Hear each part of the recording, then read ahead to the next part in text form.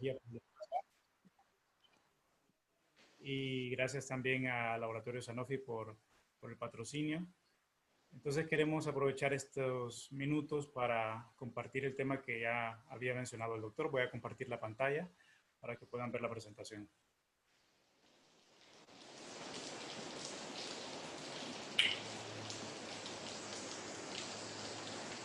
No sé si la pueden apreciar.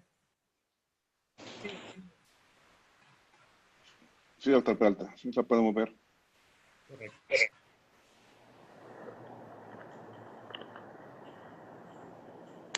Entonces, ahí está. Entonces, bueno, como el tema ya lo habían presentado, eficacia antihipertensiva y protección al órgano blanco en el alto riesgo cardiovascular. Sabemos que es un tema de mucha actualidad, de mucha cotidianidad, porque también lo vemos constantemente en nuestras consultas. Y esperemos que lo que compartamos hoy y con sus aportes también podamos enriquecer más el conocimiento que tenemos. Quiero empezar con este pensamiento. En la historia natural de la hipertensión, la intervención terapéutica debería iniciar antes de la aparición del daño de órgano blanco o antes que el daño sea irreversible. Esto en vista, como ya sabemos, la hipertensión arterial es una enfermedad sistémica que va progresivamente y paulatinamente afectando diferentes órganos blancos, diferentes órganos diana, que repercuten de alguna forma en el estado general de la salud de la población. En el proceso diagnóstico al cual nosotros sometemos a los pacientes, incluimos una serie de interrogantes al momento de estar frente al paciente, en vista también de saber qué van a ser los estudios que le vamos a indicar y cuáles van a ser las opciones terapéuticas. Una de esas preguntas o de interrogantes que debemos de formular siempre ante todo paciente es si ya hay repercusión o afectación de algún órgano blanco, algún órgano diana, en vista de que la estratificación del riesgo del paciente puede variar de forma muy importante si ya existe alguna repercusión orgánica.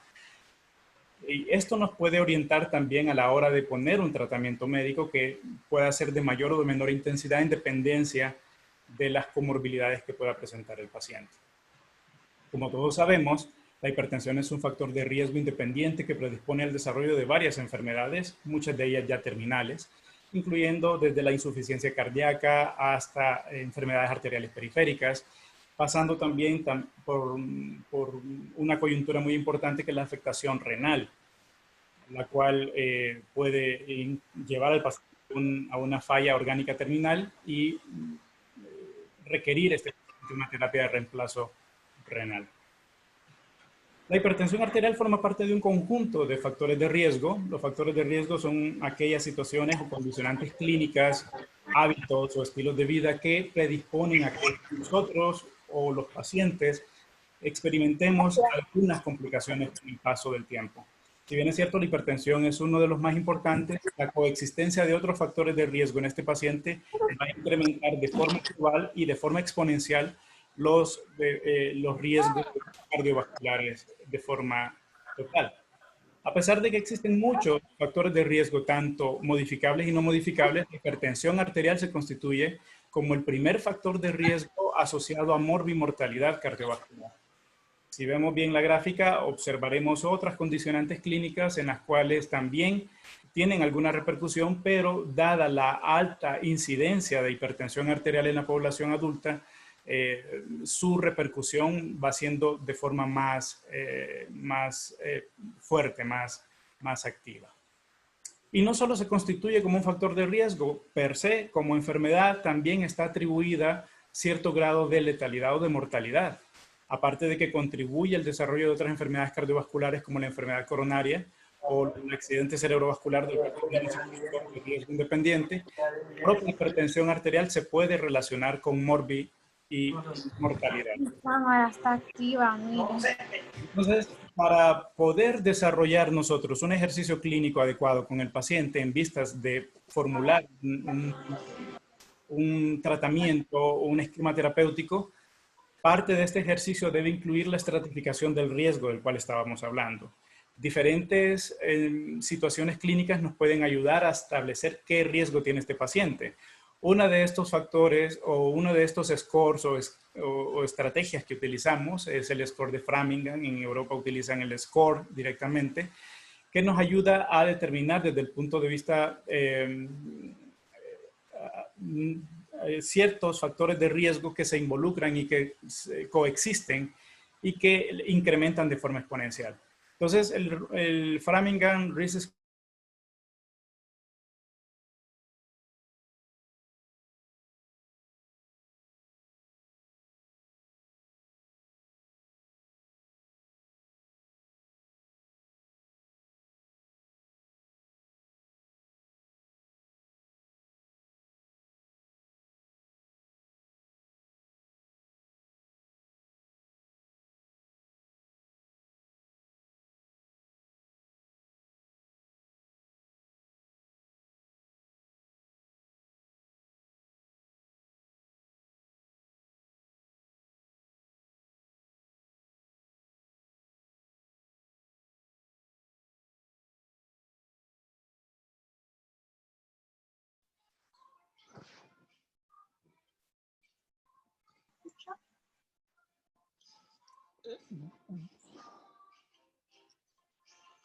Samael, disculpa.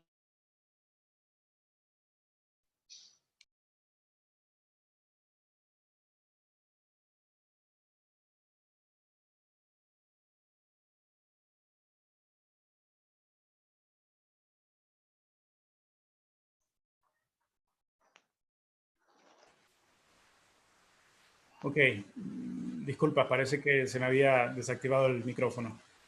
Ahora sí se escucha bien. Y ahora sí, sí estoy escuchando. Correcto.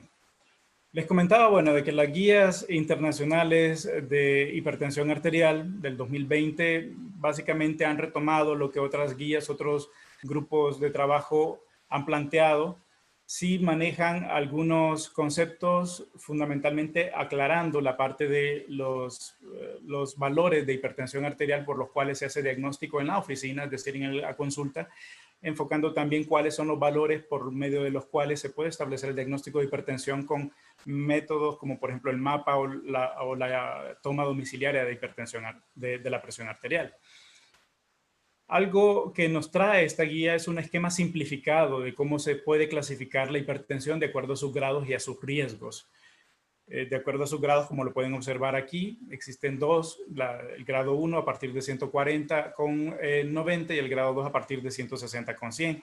Y los riesgos van a estar establecidos de acuerdo a la coexistencia de estos factores que habíamos hablado anteriormente. Si bien es cierto, se toman en cuenta los factores de riesgo, también se toman en cuenta comorbilidades y también se toman en cuenta lesiones a órganos diana, es decir, el daño orgánico mediado por hipertensión arterial, como se conoce actualmente.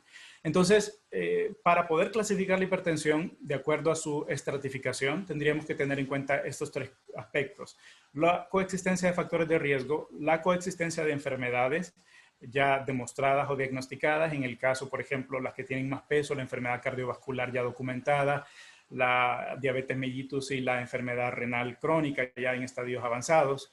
Y aparte de esto, las manifestaciones orgánicas, que si bien es cierto, pueden llevar a una falla orgánica terminal, pero en sus primeros estadios pueden cursar de forma asintomática o subclínica.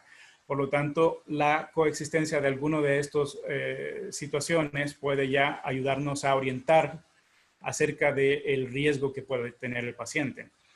Ya esto lo conocemos, los factores de riesgo, tanto modificables como aquellos no modificables, que es importante tenerlos siempre en cuenta. Y las guías también nos siguen haciendo énfasis en la identificación de aquellas lesiones o daño orgánico mediado por hipertensión arterial. En este caso, a nivel cerebrovascular o cerebral, deberíamos de tener en cuenta investigar la presencia de lesiones pequeñas o microinfartos, que pueden ser infartos lacunares, múltiples, aislados o de forma numerosa, que pueden estar muy asociados a la hipertensión arterial, al decursar de la hipertensión, pero no son las únicas lesiones que pueden estar asociadas a ellas. Las hemorragias también, o microhemorragias, pueden ser también manifestaciones En un primer momento, cuando son muy pequeñas y muy escasas, pueden llegar a cursar incluso hasta de forma asintomática. Tendría que ser muy hábil el médico para estarse dando cuenta de si existen cambios conductuales, o la familia para darse cuenta de este tipo de situaciones, pero siempre pensar en ellos. Y otras situaciones como por ejemplo la atrofia cortical que vemos muchas veces en los reportes de radiología, ya sea de tomografías o de resonancias magnéticas. Entonces, esta es una de las formas que tenemos para darnos cuenta de las lesiones orgánicas que pueden pasar de forma inadvertida en un primer momento por ser asintomáticas o subclínicas. A nivel cardíaco, bueno, ya todos conocemos la manifestación electrocardiográfica que nos puede orientar acerca de una hipertrofia. Como sabemos, es una de las lesiones orgánicas subclínicas o asintomáticas y que posteriormente, cuando se asocia a otras manifestaciones, ya pueden ser ya de forma sintomática. A nivel renal, bueno, la presencia de la microalbuminuria, la proteinuria también.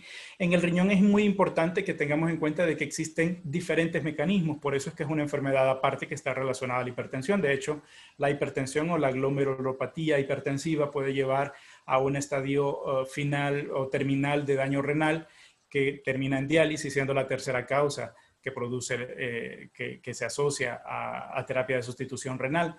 Y en esto tenemos que tener en cuenta por qué la hipertensión lleva a este tipo de situaciones. No solo porque hay una activación neurohumoral por la activación del sistema renina-angiotensina-aldosterona que está sobredimensionado, sobreactivado, y esto conlleva a una disminución del flujo sanguíneo renal con disminución, por lo tanto, de la tasa de filtrado glomerular. Una serie de cambios glomerulares y posteriormente tubulares que llevan a un aumento de la permeabilidad con pérdida de macromoléculas, como en el caso de las proteínas, y una serie de alteraciones también que llevan a remodelado vascular del glomérulo. Todo esto se va a manifestar desde un punto de vista histológico en glomeruloesclerosis, es decir, un daño vascular caracterizado por esclerosis, valga la redundancia, de ese enmarañado vascular que es el glomérulo, y fibrosis túbulo-intersticial. Todo esto entonces lleva a un daño renal que en una primera instancia puede llegar a ser reversible cuando se trata de forma adecuada, pero ya si esto va avanzando de forma paulatina por un mal control o un mal manejo de la hipertensión arterial, bueno, entonces invariablemente estaríamos llevando al paciente a un daño renal terminal. A nivel de los vasos sanguíneos, todos conocemos también las alteraciones vasculares que se pueden asociar. Entre ellas se menciona tres campos importantes. En el área de la vasculatura carotidia, fundamentalmente la presencia de placas ateroscleróticas, y en este caso ya tenemos una muestra en la primera imagen hacia la izquierda, ulcerada, una placa incluso ya de alto riesgo porque ya está ulcerada, y la presencia de un engrosamiento de la íntima media, del índice íntima media. Entonces, a nivel de la vasculatura carotidia, estas dos alteraciones ya nos pueden ubicar a un paciente en un alto riesgo cardiovascular.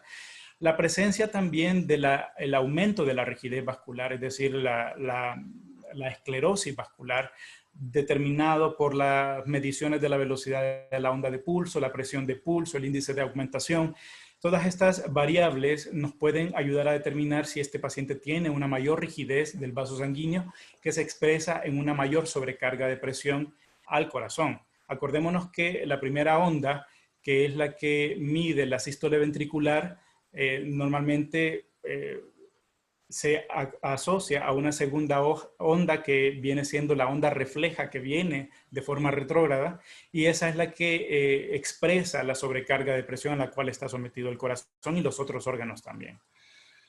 En un tercer territorio vascular podríamos comentar la parte del índice tobillo-brazo, que nos mide más o menos la vasculatura, o sea, cómo se encuentra el estado de la vasculatura, de la circulación arterial a nivel periférico, ya a nivel de extremidades. En este caso, una reducción del índice de tobillo-brazo va a estar de acuerdo con un diagnóstico de una insuficiencia arterial periférica. Y el daño no solo ocurre a nivel macrovascular, sino también microvascular. Vamos a encontrar una serie de remodelado de la microvasculatura con una rarefacción capilar, un aumento de la permeabilidad microvascular y un aumento del radio entre la pared y el lumen o la luz del vaso en las pequeñas arterias. Todo esto se traduce en mayores resistencias vasculares periféricas, lo que aumenta el ciclo vicioso de la hipertensión arterial. Y otro órgano afectado grandemente, que muchas veces lo pasamos por alto, es la retina. La retina, hasta que tenemos aproximadamente un grado 2 o 3, es cuando ya empieza a dar alguna sintomatología muy característica, fundamentalmente asociada a una serie de cambios vasculares que incluyen el estrechamiento de los vasos, las hemorragias y los exudados algodonosos con la inflamación del disco óptico. Entonces, en síntesis, estas son las consecuencias patológicas más importantes en órganos diana, en órgano blanco, y las manifestaciones ya renales o cardiovasculares de una forma manifiesta o avanzada ya estaría determinada por las enfermedades que hablamos al inicio, es decir, desde la enfermedad de insuficiencia cardíaca hasta la enfermedad renal en estadios avanzados. Este es otro pensamiento que sí nos debe de hacer reflexionar. Hay ocasiones en las que pensamos que la terapia antihipertensiva es una victoria pírrica, ya que el daño residual de la aterosclerosis persiste. Y entonces aquí entra un aspecto muy importante a tener en cuenta, que es la relación que existe con el riesgo y los otros factores de riesgo, y los otros factores que incrementan o que influyen en el riesgo cardiovascular.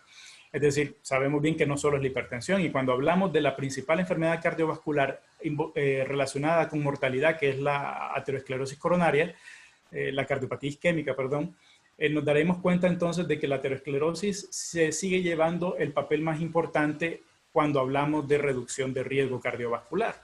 Por lo tanto, en un paciente que es hipertenso, al controlar la hipertensión nos quedamos siempre con un riesgo residual. Y este riesgo residual va a estar definido por la persistencia de estas situaciones, de este riesgo, a pesar de un control efectivo sobre la presión arterial. Y ustedes lo verán en su práctica cotidiana. Cuando le hacemos a un paciente un score de Framingham, por ejemplo, a pesar de que ya tenga controlada su presión arterial con solo ser diabético, el paciente todavía persiste en alto riesgo y va a seguir en alto riesgo todavía. Y si mantiene su dislipidemia, va a continuar también con un alto riesgo hasta que no modifiquemos estos otros valores. Posiblemente el alto riesgo continúe, pero el porcentaje del riesgo pueda ir descendiendo, o la edad vascular, que es la que se le estima también por este score de riesgo, también se pueda disminuir. Entonces, depende prácticamente de todos estos factores. Depende de la edad, del control insuficiente de la presión, de otros factores independientes a la hipertensión y del daño irreversible por lesión de órgano diana o mediado por órgano diana. Entonces encontraremos el continuum cardiovascular, del cual ya todos lo conocemos, y sabemos bien también que la aterosclerosis está muy relacionada con el riesgo cardiovascular global del paciente. Tanto así que la aterosclerosis se constituye una piedra angular para el manejo del riesgo, tanto en prevención primaria como en prevención secundaria. Es una de las alteraciones que nosotros queremos o pretendemos modificar. Ya estas gráficas las mostró el doctor Barrientos en una charla anterior. Vemos cómo el manejo o la optimización de los niveles de LDL y colesterol nos puede ayudar a prevenir los eventos cardiovasculares, tanto en prevención primaria como en prevención secundaria. Esto representado por diferentes estudios. Y al caso contrario también vemos cómo elevaciones de los niveles de LDL y colesterol se asocian a un incremento en el volumen de la placa de ateroma. Por lo tanto, seguimos considerando al LDL y colesterol una piedra angular bastante importante para el manejo del riesgo cardiovascular global.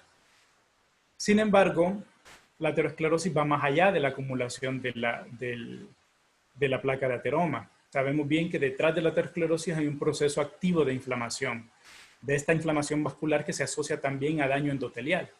Y vemos entonces que el primer paso es la activación endotelial, siendo que el endotelio, la disfunción de este endotelio va a estar asociado a factores de riesgo cardiovasculares más severos, no solo la hipertensión y la dislipidemia, también la diabetes, la insuficiencia cardíaca y la enfermedad isquémica.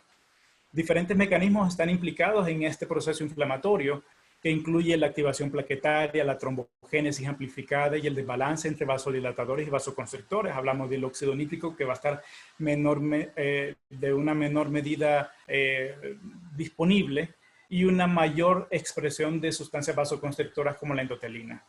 Aquí participan diferentes mecanismos neurohumorales, como por ejemplo la activación o sobreactivación del sistema renina-angiotensina-aldosterona, fuerzas físicas como las fuerzas de cizallamiento o las shear stress, la producción de citoquinas proinflamatorias y factores metabólicos también.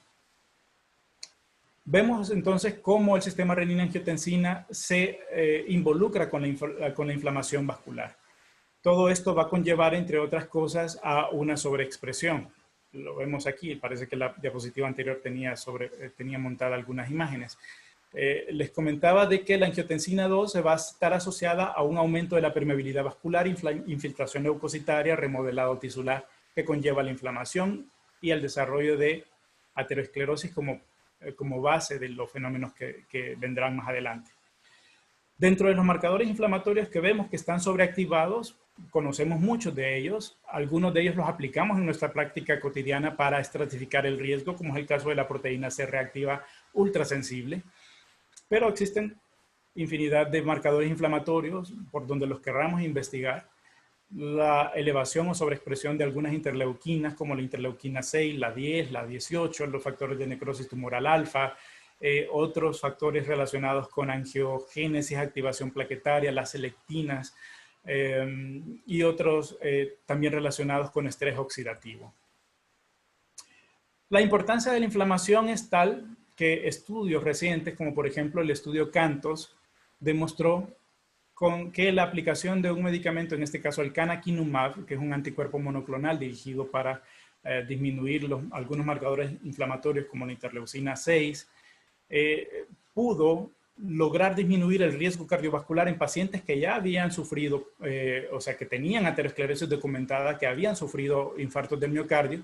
Se pudo lograr disminuir el riesgo cardiovascular o el riesgo de eventos adversos medido por la disminución de algunos biomarcadores, como por ejemplo la proteína C reactiva ultrasensible, sin haber modificado los niveles de LDL y colesterol. Es decir, que esto es lo que nos muestra que podemos reducir el riesgo si tratamos otras esferas también, aparte de las que habitualmente nos concentramos. Es decir, muchas veces nos concentramos más en el manejo del LDL, colesterol y de los lípidos, sin embargo, desestimamos el papel de la inflamación que está subyacente. Ahora, con el contexto de la enfermedad que estamos atravesando, que es el COVID-19, nos damos cuenta de la importancia que tiene toda la cascada inflamatoria o la activación de la cascada inflamatoria. Obviamente, en el COVID estamos en presencia de una tormenta de citoquinas que se produce a consecuencia de una enfermedad aguda, en este caso infecciosa. Sin embargo, la hipertensión y estas enfermedades cardiovasculares producen de forma crónica activación de muchos de los marcadores inflamatorios, llevando a un daño orgánico catastrófico, pero de forma paulatina y de forma sistemática. Vemos también como en el canakinumab se pudo demostrar que no hubo no solo modificación del LDL colesterol, sino que tampoco del HDL ni de los niveles de triglicéridos. Por lo tanto, el riesgo cardiovascular se pudo disminuir reorientando la terapia, en este caso, a la inflamación. ¿Por qué es importante la proteína C reactiva ultrasensible? Es un marcador que lo podemos realizar, está en nuestro medio. Sabemos que es diferente a la proteína C reactiva convencional porque esta es muy genérica, pero la proteína C reactiva ultrasensible está asociada a resistencia a la insulina, que sabemos que es un sustrato, una condición fisiopatológica que también conlleva a la activación de marcadores inflamatorios, asociado también a hipertensión, a disfunción endotelial. Niveles elevados predicen el síndrome metabólico, puede ser un potente predictor de eventos cardiovasculares y nos ayuda a estratificar mejor al paciente en un riesgo medio a alto si el paciente tiene sobreexpresión de esto. Bueno, un ejemplo de la asociación de la PCR ultrasensible y los niveles de la presión arterial lo podemos ver en estas tablas, en estas gráficas, tanto con la presión sistólica y con la presión diastólica. Vamos a observar que a medida vamos incrementando los niveles de la presión arterial, tanto sistólica y diastólica, la expresión de la proteína C reactiva ultrasensible, más de 3 miligramos por litro, se va haciendo más evidente. Por lo tanto, hay una relación directa.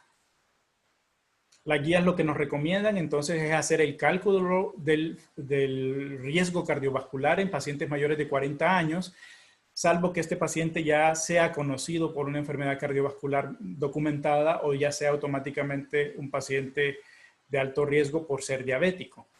De lo contrario, la estratificación nos ayuda a reorientar el tratamiento. El tratamiento incluirá en una primera instancia la modificación de los factores de riesgo que están presentes en el paciente, las cuestiones que ya conocemos, desde el manejo de los lípidos hasta el ejercicio, la dieta, el control adecuado de la presión arterial, la diabetes.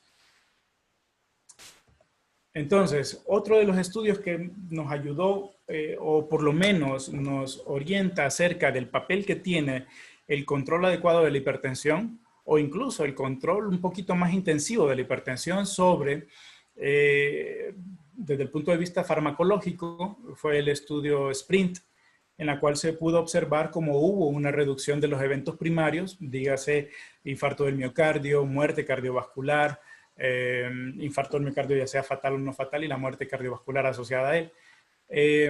Hubo una reducción estadísticamente significativa con un control, cuando hubo un control más estricto de la presión arterial. Acordémonos que el SPRINT, el brazo que medía el control estricto de la presión arterial, tenía o alcanzaba una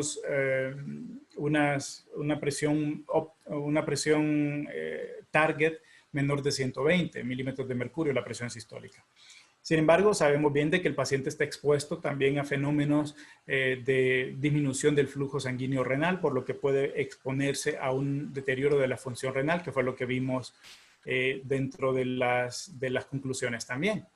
Aparte de la hipotensión que pudo llevar a la mayor parte de los pacientes. Lo que sí está claro es que una reducción del riesgo cardiovascular puede ayudarnos a disminuir considerablemente el riesgo de forma individual de cada uno de los eventos cardiovasculares. Encontraríamos entonces con esta interrogante: ¿la reducción de la presión arterial reduce todos los eventos cardiovasculares en proporción similar? ¿O es proporcional a la reducción de la presión sistólica, diastólica o la presión del pulso? Pues nos vamos a dar cuenta de que no todos los eventos cardiovasculares responden de forma proporcional a una reducción de la presión arterial. Los que se ven más afectados en cuanto a reducción del riesgo cardiovascular por un control óptimo de la presión son más que todos los eventos asociados a accidentes cerebrovasculares y a insuficiencia cardíaca. Son los que mayormente se van a ver afectados. Entonces, la reducción absoluta del riesgo es importante. Nos ayuda a prevenir las muertes cardiovasculares, aproximadamente 24 por cada 1000 pacientes tratados durante 5 años. Entonces, el riesgo, como les decía anteriormente, se ve de forma significativa en reducción de eventos coronarios, mortalidad cardiovascular y mortalidad total. Los tratamientos, obviamente, que nos ayudan a bajar o a cumplir esos objetivos. De ahí viene la parte de la eficacia terapéutica. Y no solo a lograr mantener al paciente en meta, sino lograr evitar la sobreactivación de otros factores de riesgo y lograr evitar también las lesiones a órgano diana.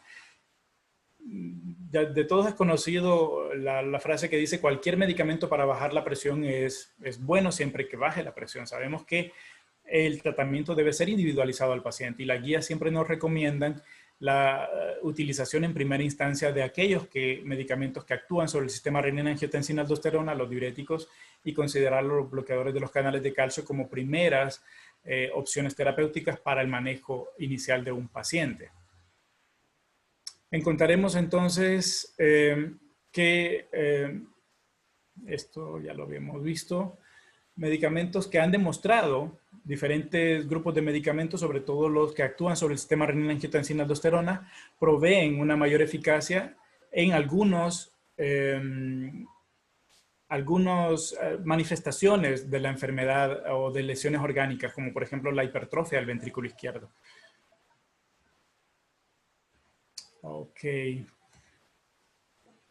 Encontraremos, por ejemplo, otro grupo de medicamentos en comparación con betabloqueadores, que los cuales han quedado ya un poquito más relegados solo para manejos específicos, Pero dentro del grupo de los medicamentos de los que actúan sobre el sistema renina-angiotensina-aldosterona encontraremos una serie de medicamentos que tienen evidencia en reducción de en reducción de lesiones orgánicas, en reducción también de eventos cardiovasculares, como lo vamos a ver a continuación.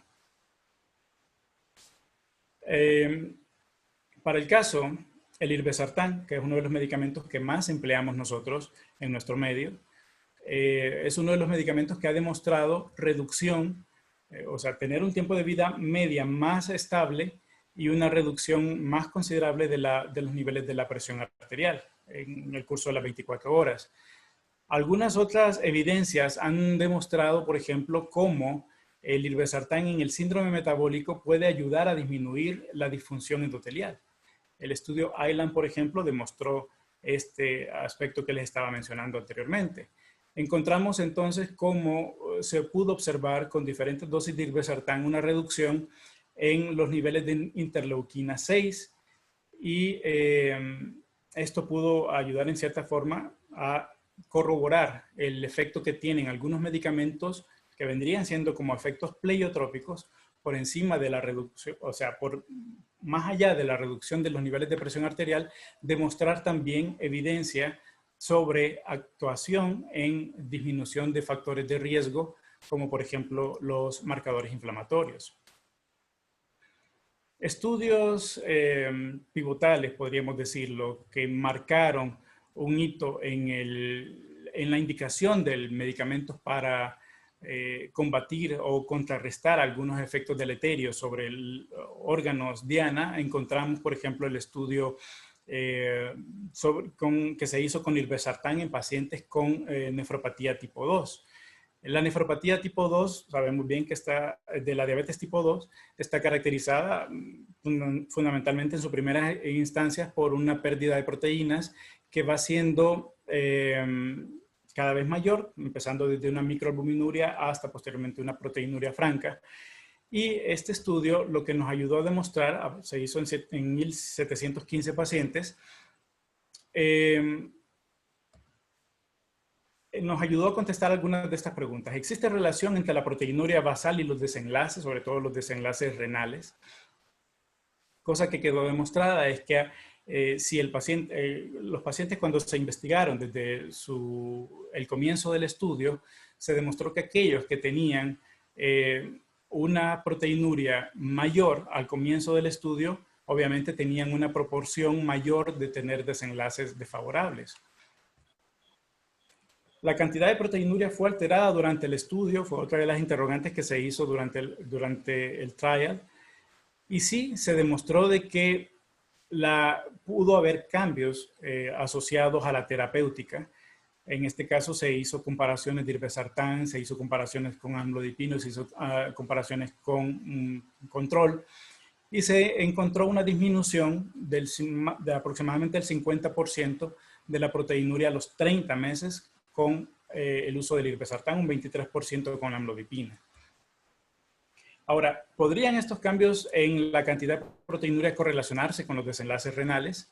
Y aquí lo vimos de esta forma.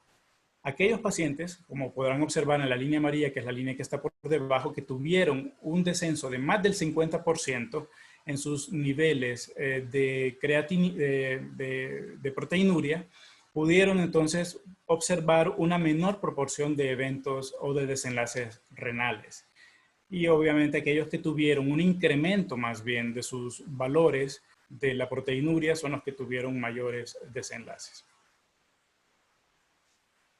Entonces, la proteinuria basal identifica a los pacientes con mayor riesgo para un desenlace renal desfavorable. Eso lo tenemos claro con las primeras imágenes que le mostré de este estudio. La reducción de la proteinuria es más común y mayor cuando es usado, en este caso, el irbesartán en esa población en comparación con las otras moléculas que estaban en estudio.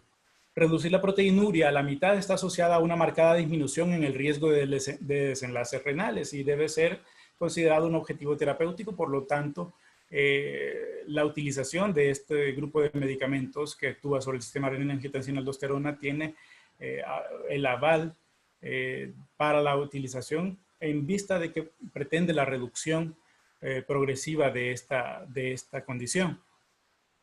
Y la reducción de la proteinuria en los primeros 12 meses de seguimiento apunta a algunos, pero no a todos los efectos nefroprotectores del irbesartán, porque se estima que existen más.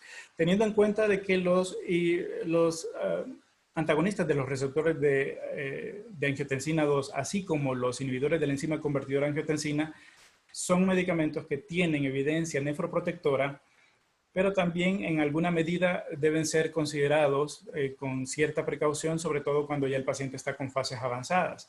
Acordémonos que son de los medicamentos que más elevan los niveles de potasio y nos pueden elevar niveles de creatinina también en algunos pacientes que tienen alguna etiología renovascular como parte de su hipertensión arterial, en este caso secundaria. Por lo tanto, cada estudio o cada indicación debe ser de forma individualizada y ajustada a cada paciente. Otro de los estudios, el IRMA, nos demostró cómo, por ejemplo, dosis altas o dosis máximas terapéuticas de irbesartán podrían asociarse a una incidencia menor de nefropatía diabética. Acordémonos que el IRMA más que todo se refería a cuestiones preventivas en pacientes que ya tenían la parte de la microalbuminuria, mientras que el estudio que vimos anteriormente medía lo que era el efecto de estos medicamentos sobre la proteinuria franca.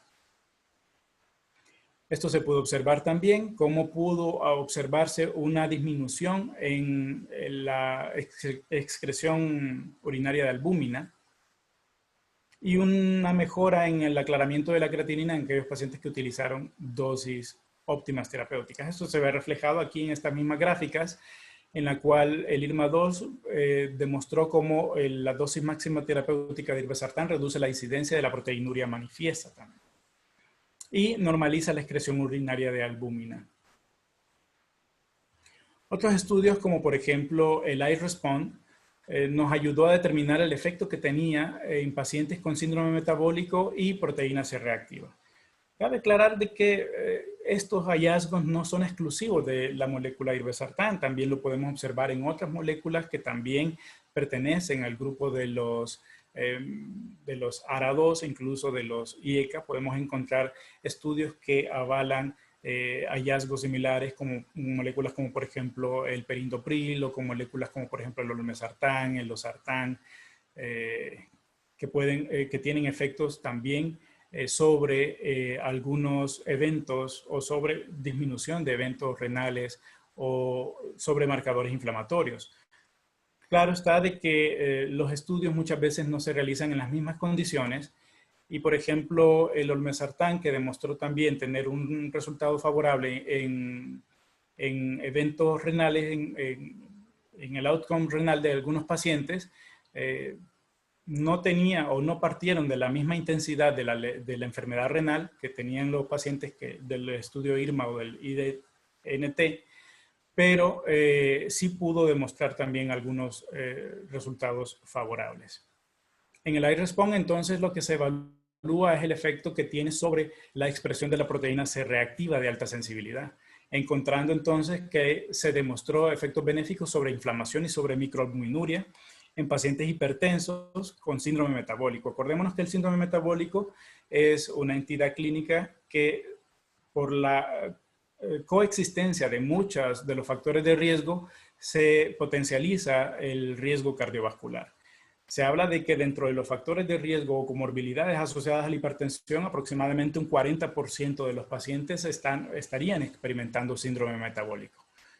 Entonces, es una de las entidades a las cuales hay que ponerle algún cuidado y alguna atención, fundamentalmente por la alta prevalencia en nuestra población. De todo es conocido también la necesidad de utilización de múltiples medicamentos para poder llegar a esa eficacia terapéutica.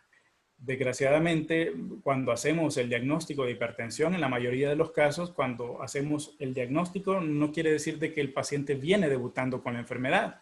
Ya viene ya de una fase avanzada y es muy frecuente que encontremos en un primer diagnóstico de hipertensión ya manifestaciones subclínicas o manifestaciones de lesiones de órgano diana. Entonces, en dependencia del grado de hipertensión arterial, la utilización de más moléculas de antihipertensivos podrían ser mandatorios. Entonces, múltiples estudios han demostrado eso, tanto en pacientes hipertensos, hipertensos diabéticos y con enfermedad renal.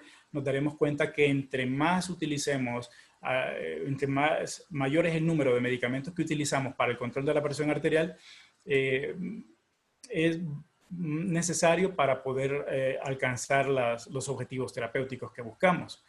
Sin embargo, la monoterapia está todavía indicada y consignada para algunos pacientes con ciertas características clínicas.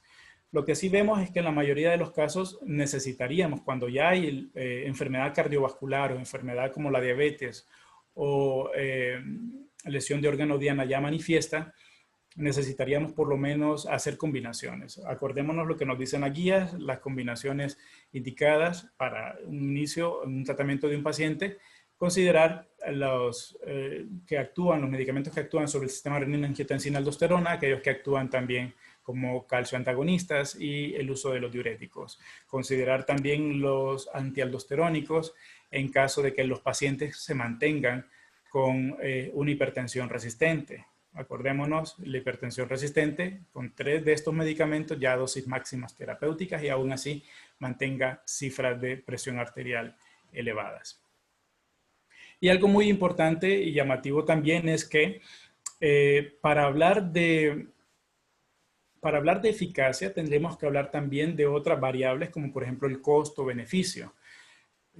Una de las cosas que nos puede ayudar a contemplar mejor todo el panorama de la parte terapéutica de los medicamentos y de los riesgos potenciales a corto, largo o mediano plazo es el conocer entre otras cosas, el costo que tendría tanto para instituciones gubernamentales que administran la parte de la salud o como de forma individual para los pacientes.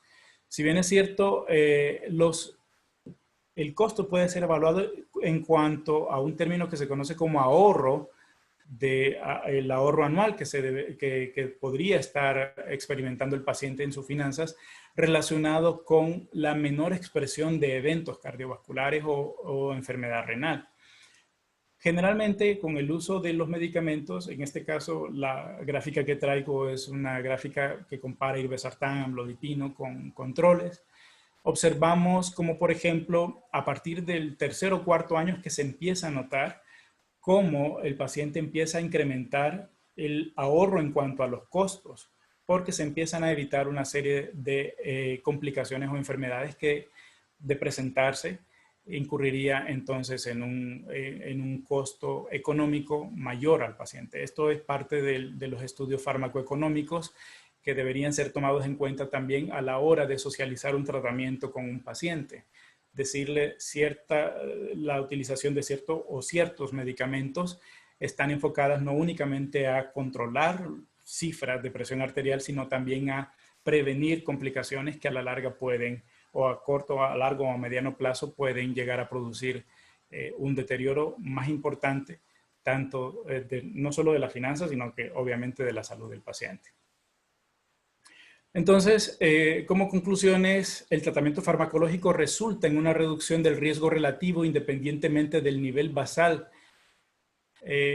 por lo que deben de tratarse todos los pacientes con un riesgo cardiovascular y no solo los hipertensos severos. Esto estamos claros, pero sí tenemos que tener en cuenta de que el riesgo que nosotros podemos disminuir con solo el control de la presión arterial no es suficiente si queremos abordar de forma integral al paciente. Tenemos que considerar otros factores de riesgo y otras sobreexpresiones de marcadores, sobre todo marcadores inflamatorios, que también pueden estar relacionados con eventos o con situaciones de complicaciones en un futuro del paciente.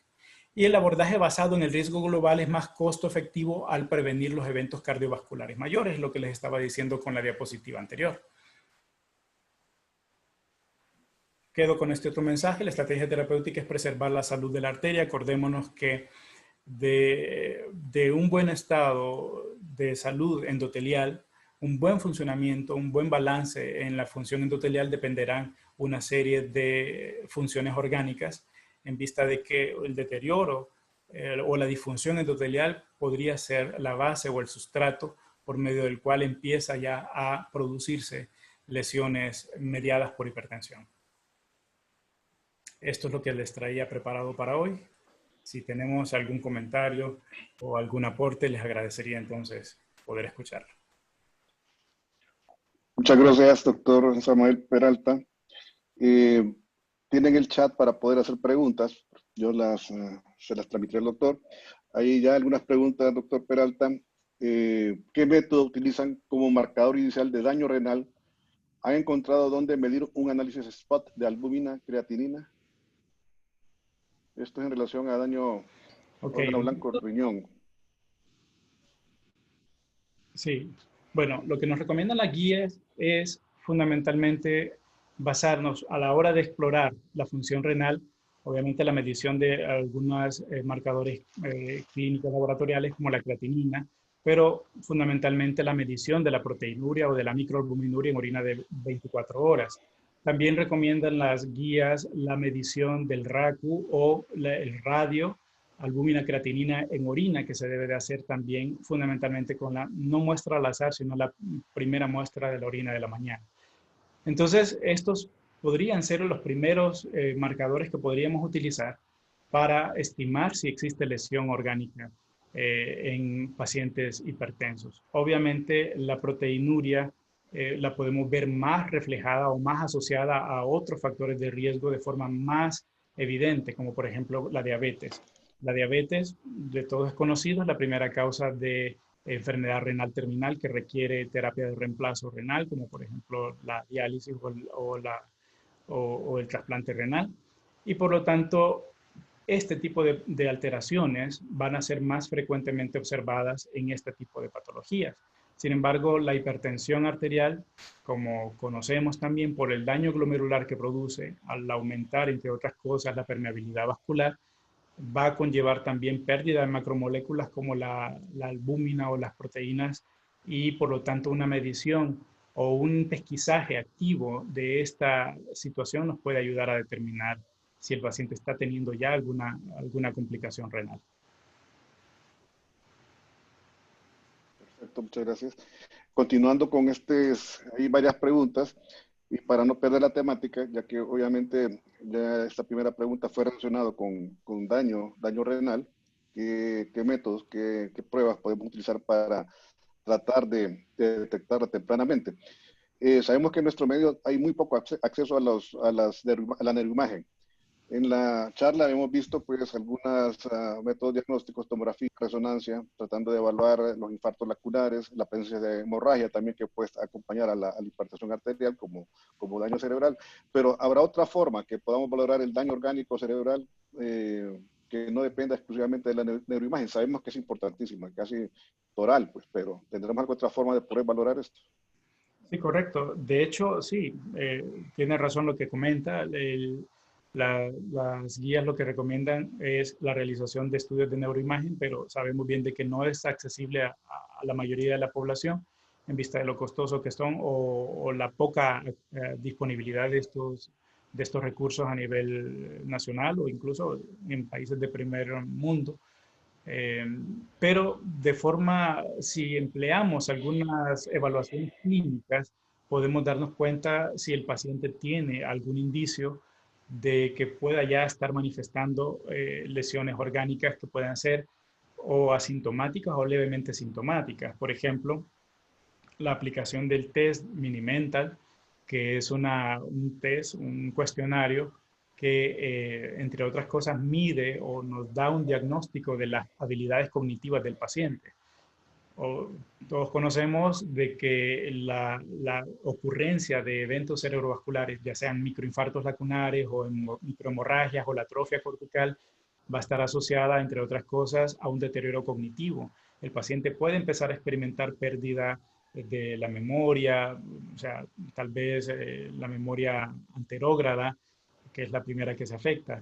Pero de alguna forma, con la aplicación de algunos tests, y de hecho hay estudios, hay trabajos que se han hecho con algunas moléculas como calzoantagonistas o inclusive también con algunos IECA, en la cual la evaluación de la lesión orgánica a nivel cerebral está medida más que todo con los cambios conductuales o los cambios cognitivos asociados a un deterioro medido por el Mini Mental Test, que es un cuestionario pequeño donde se le hacen algunas preguntas básicas al paciente, se le pone a repetir algunas palabras que se le dijeron con anterioridad y se le pone a dibujar algunas imágenes para ver entonces si es capaz de reproducirla de forma similar.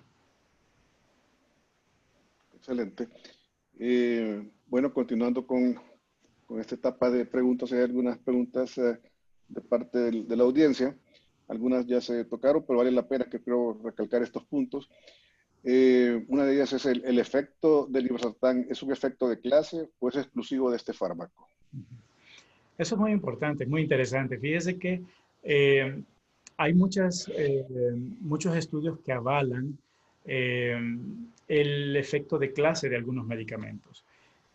No podríamos decir de forma absoluta de que es un efecto de clase. Si bien es cierto, sí, tienen algunos componentes, obviamente, a nivel molecular o neurohumoral, trabajan bloqueando la angiotensina 2, que sabemos que está involucrada en todos estos fenómenos. Sin embargo, la evidencia que ha salido de algunos estudios de algunas moléculas en comparación con otras tiende a darle algunos resultados más positivos a algunas moléculas que a otras.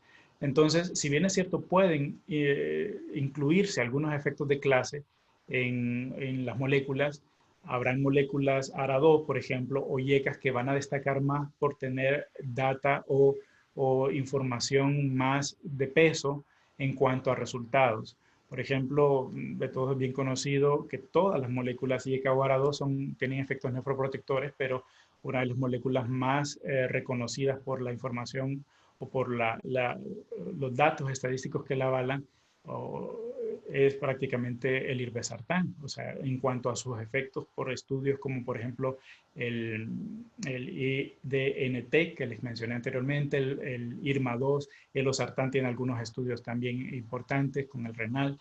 Entonces, habrán algunas moléculas que van a destacar más que otras si comparten algún efecto de clase global, pero la estadística puede tener más peso en comparación de una molécula con respecto a otra.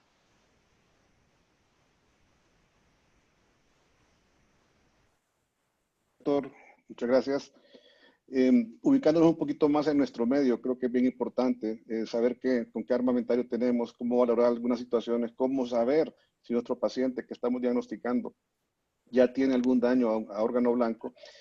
¿Es el electrocardiograma confiable para valorar la hipertrofia del ventrículo izquierdo, que es parte del armamentario que tenemos y es bastante accesible para nosotros?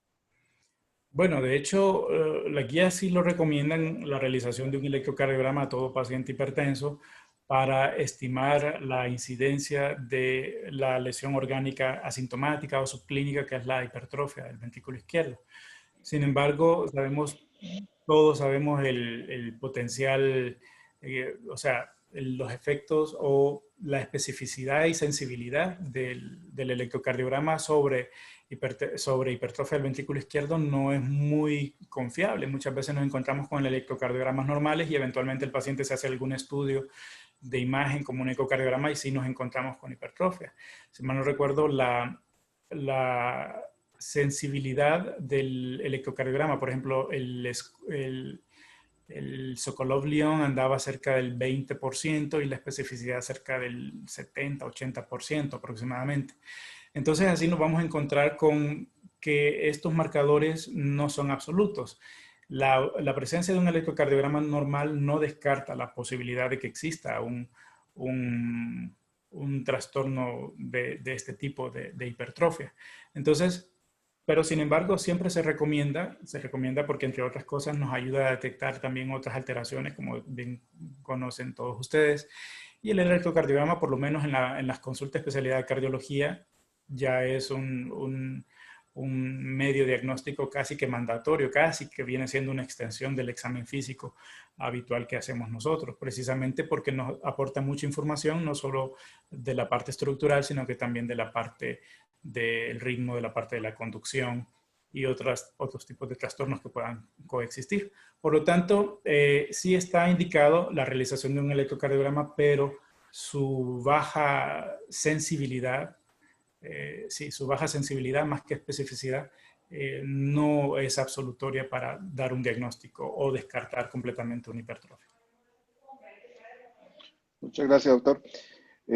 Siempre en relación a este tema de la hipertrofia ventricular izquierda, hemos aclarado pues, el valor del electrocardiograma. Números, pues, alrededor de un 20% de sensibilidad con un 70% de especificidad. Más o menos, pues, en este nivel estamos. ¿Qué utilidad tendríamos entonces y en qué momento deberíamos de indicar el ecocardiograma para la valoración de la hipertrofia ventricular? Correcto. Bueno, sí, toda hipertrofia que aparezca o cardiomegalia en radiografía debe ser corroborada con un estudio de imagen un poco más sensible, en este caso el ecocardiograma. El ecocardiograma nos puede ayudar fundamentalmente a confirmar la presencia de las alteraciones estructurales o incluso alteraciones funcionales, porque muchas veces el paciente hipertenso puede manifestar alteraciones en la función cardíaca y que paulatinamente pueden ser asintomáticas y empezar a presentar síntomas, por ejemplo, la disnea, que puede estar asociada a disfunción diastólica. Entonces, la parte del estudio del ecocardiograma es considerable si tenemos alguna sospecha diagnóstica o si queremos ampliar un poco más el abanico de medios que tenemos a la disposición para conocer un poco más la dinámica cardíaca de este paciente.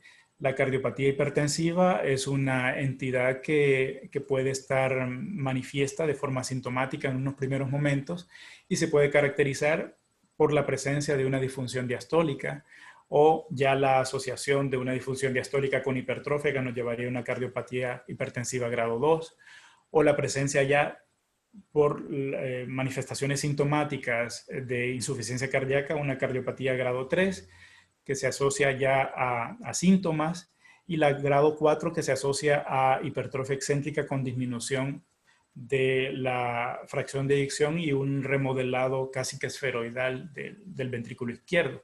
Entonces, en unos primeros momentos, la disfunción diastólica puede cursar asintomática, pero nos puede ir generando también o puede irse asociando a otras alteraciones. Acordémonos que, por ejemplo, el concepto de insuficiencia cardíaca con fracción de eyección preservada se va a caracterizar precisamente por buena contractilidad o buena fracción de eyección, pero alteraciones estructurales como, por ejemplo, hipertrofia del ventrículo izquierdo o dilatación de la aurícula izquierda y la presencia de disfunción diastólica con los marcadores de los péptidos elevados que ya conocemos.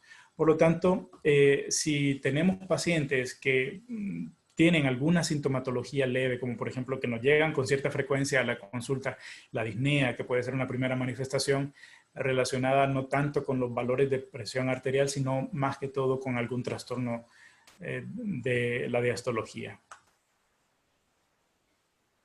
Ok. Bueno, esto está generando varias incógnitas aquí con la audiencia. Yo creo que está bastante interesante. Nos ha tocado ahorita de una manera categórica el valor del electro en aquellos pacientes que vamos a hacer el ecocardiograma. Son, pues, la idea que se ha transmitido hasta ahorita es en aquel paciente sintomático, obviamente, o que el electro y las imágenes como una radiografía nos orienten a hipertrofia ventricular. Pero hay una pregunta interesante. En aquel paciente de alto riesgo, ¿tiene algún valor de entrada sin tener datos en el electro y en una radiografía de tórax indicar un ecocardiograma? De alto riesgo cardiovascular. Alto riesgo cardiovascular. Sí. Sí, de hecho, alto riesgo cardiovascular, ya estamos hablando de que un paciente, bueno, deberíamos de ir por partes. O sea, hay estudios que son, digamos, indispensables antes de indicar un ecocardiograma. Habría que ver qué condicionante es la que lleva a este paciente a un alto riesgo. Puede ser, por ejemplo, una enfermedad renal. Sabemos bien la alta relación que existe entre el corazón y el riñón y que puede manifestarse en síndromes cardiorrenales. Y por lo tanto, ahí sí tendría una indicación. Pero antes de una indicación de un ecocardiograma estrictamente, existen ciertos pasos. Por ejemplo, la indicación de un electrocardiograma y la indicación de una radiografía de tórax pueden ser los primeros medios diagnósticos a utilizar antes de llegar a un ecocardiograma. Sin embargo, sí tendría indicación, en este caso particularmente, un ecocardiograma. Entre otras cosas también, definitivamente el electro y la radiografía nos pueden orientar fundamentalmente por la coexistencia de una cardiopatía isquémica. O sea, no podríamos pensar de que un paciente tiene cardiopatía isquémica por la clínica, pero también obviamente lo confirmaríamos por un electrocardiograma antes de un ecocardiograma. Ahí solo si el paciente estuviera en una situación de una descompensación aguda, por ejemplo, estamos pensando que el paciente pueda tener asociado a un alto riesgo cardiovascular, por ejemplo, por una enfermedad renal, alguna complicación pericárdica, sospechando algún derrame pericárdico, pero obviamente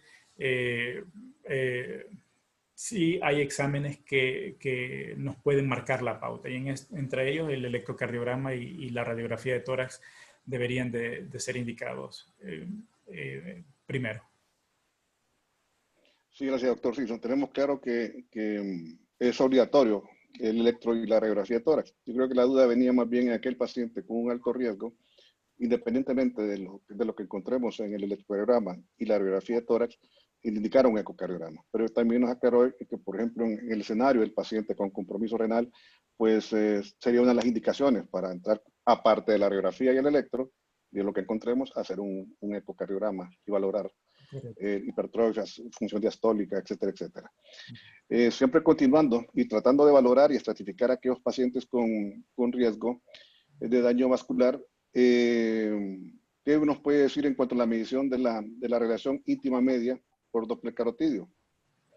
¿Cómo estaríamos para la estratificación de riesgo en este grupo de pacientes con hipertensión arterial? Sí, definitivamente. A nivel carotidio hay dos mediciones que son útiles, o el Doppler carotidio lo podemos realizar fundamentalmente para investigar si existe la placa de ateroma, que ya sea estable o inestable, pero definitivamente la presencia de una placa de ateroma, por ejemplo, nos puede orientar a que ese paciente ya es un alto riesgo cardiovascular, porque ya tiene afectación de un territorio arterial, y posiblemente eso se podría extrapolar a otras arterias de otros órganos que no se pueden observar por estudios no invasivos. Y, por ejemplo, la medición del índice de la íntima media es otro de los marcadores o de los factores que tenemos que tomar en cuenta para poder estimar si el paciente está en riesgo o no está en riesgo, o estratificar el riesgo fundamentalmente. Entonces, es uno de los dos condicionantes a nivel vascular carotidio que nos ayuda a determinar fundamentalmente si el paciente está en alto riesgo. Entonces, son situaciones que tenemos que tomar en cuenta. A nivel vascular periférico también el índice tobillo-brazo, y a nivel aórtico central o periférico también la medición de la velocidad de la onda de pulso, el índice de aumentación, la presión de pulso también, que se pueden hacer de formas invasivas o incluso más accesibles de formas no invasivas. En algún momento tuvimos la posibilidad de hacerlo con un equipo que se llama Mobilograph, que es similar a un esfigmomanómetro, pero que nos ayuda a medir y a estimar las presiones centrales a nivel de la aorta. Muchas gracias, doctor. Bueno, ya estamos llegando o pasando de la hora, pero hay muchas preguntas y algunas incógnitas todavía de la audiencia. Nos interesa mucho de la aplicación clínica, pero yo creo que es bien importante porque es donde por ahí podemos empezar a estratificar y a identificar algún grupo de pacientes. ¿Cuáles serían las alteraciones que se observan en la cardiopatía hipertensiva y cuándo sospecharla? ¿Cuándo debemos de sospechar una cardiopatía hipertensiva y qué alteraciones son las que podríamos observar? Ok, en este caso, la cardiopatía hipertensiva ya viene siendo una manifestación con trastornos orgánicos y funcionales directamente relacionada a la hipertensión. Como bien sabemos, la sobrecarga de presión a la que está sometido el corazón va a llevar, entre otras cosas, a una hipertrofia que en un primer momento puede ser concéntrica, y posteriormente ya en fases avanzadas, cuando ya están incrementados los diámetros del ventrículo izquierdo, ya pasa a ser una hipertrofia excéntrica. Eso es fundamentalmente en cuanto a la parte estructural del corazón. Un corazón, entonces, en unos primeros momentos puede estar con cavidades más pequeñas a consecuencia de un engrosamiento de las paredes, y posteriormente ya pasaría a una fase excéntrica. Y dentro de los trastornos funcionales que observaríamos sería diferentes grados de disfunción diastólica, que podría ir desde una disfunción diastólica grado 1 hasta ya disfunción diastólica grado 3 asociada a aumento de las presiones de llenado, es decir, que va a conllevar a dilatación de la aurícula, dilatación del anillo mitral con una consecuente insuficiencia mitral y que puede conllevar también a producir mayor deterioro con congestión pulmonar. Por lo tanto, diferentes grados se pueden ir viendo en el transcurso del tiempo.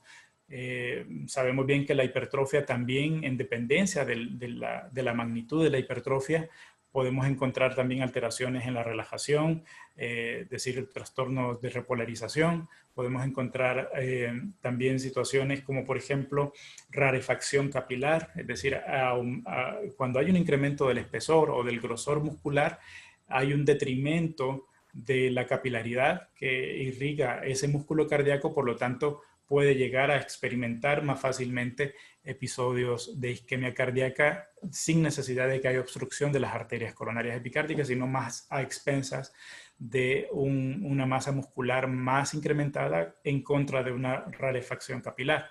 Por lo tanto, en diferentes alteraciones vamos a encontrar más que todo relacionados con estructura, hipertrofia concéntrica o excéntrica y consecuentemente dilatación de cavidades izquierdas, fundamentalmente ventrículo izquierdo y posteriormente la aurícula izquierda asociada a disfunción diastólica. Muy bien, doctor, muchas gracias. Pues estamos llegando ya más de una hora de la transmisión de este evento del día de hoy. Creo que ha sido bastante fructífero, ¿verdad? Bastante, desde el punto de vista, toda la información que nos ha transmitido el doctor Peralta, pues si vemos toda la revisión bibliográfica, inclusive, trabajo publicado el estudio INVEST, que no tiene nada que ver con el INVEST Honduras, ¿verdad? Entendemos. Pero sí nos dio un recorrido por el continuum cardiovascular, ¿verdad? Cómo la hipertensión arterial juega un papel importantísimo y cómo debemos nosotros de ver la hipertensión arterial. Como bien lo dijo el doctor Peralta, hay infinidad de medicamentos antihipertensivos. Yo creo que la elección al inicio depende mucho de la valoración personalizada de cada paciente, buscando la protección de un órgano diana potencial que pueda tener hacia futuro o que se haya identificado tempranamente. Creo que la información es valiosa. La discusión que se generó también ha sido bastante productiva. No me queda más que agradecer a todos los presentes la atención a esta invitación por parte de la Asociación Hondureña de Cardiología. Recordarles que en el mes de noviembre se estará celebrando nuestra jornada de cardiología del 9 al 13 de noviembre. ¿Verdad? Están cordialmente invitados. Será toda una semana y creo que, y estoy seguro, de que será de gran valor académico y podemos transmitir mucha información valiosa en su momento. Muchas gracias. Buenas noches.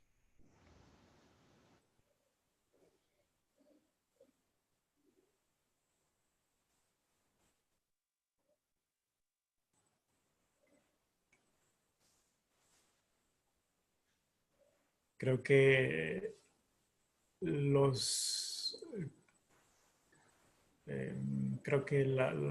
personal de Sanofi iban a hacer algún... Perdón. Ok, perdón. Sí. Sí, le pediría por favor a gerente de Sanofi, Dorita, que nos ayudara unas palabras al final de la charla. ¿No están o qué? Estamos, doctor, aquí estamos y escuchamos toda la discusión. Muy contentos más bien de haber escuchado la interacción de los médicos. Se ve que hubo muy buena atención, así que lo felicito, doctor Samael, y nosotros solamente agradecer, ¿verdad?, la participación que nos dejaron poder estar con ustedes, valga la redundancia, y felicitaciones, doctor Haroldo, y a la Asociación Hondureña de Cardiología por estos eventos tan buenos que vienen a educar al médico para tener un mejor control de su paciente, ¿verdad? Así que muchísimas gracias a todos y que tengan muy buenas noches. Gracias, buenas noches.